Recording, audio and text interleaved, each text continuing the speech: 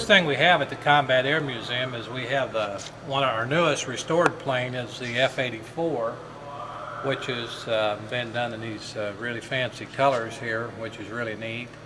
Some of the other things that we've got new that you can see down here, we have the Taube hanging up in the Newport. Of course, there's a hole in the side of the building where their contractors are putting on the new siding outside, which doesn't look very attractive, but the MiG-21 is on loan from the Seattle Museum of Flight, and it was brought in here from Mesa, Arizona.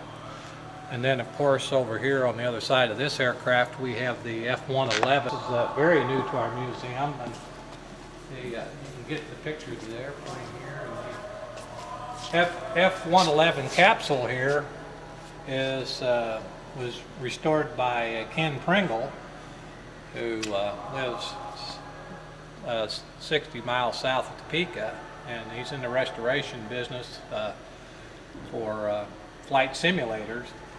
And he gave us all this memorabilia and put this on display up here. It's really pretty neat. It's in mint condition. It's an absolute beautiful piece of a display here for the museum. So over here we got a picture of what the F-11 actually looks like, and then the actual pictures of the plane as of this capsule as it was being ejected off of the airplane in New Mexico when the plane crashed. We have a tremendous engine display with engines not only here in this hangar but all over in both hangars, and people really enjoy the engine displays a lot. I don't think people know how many people we bring off to I-70 that stop in this museum on an annual basis.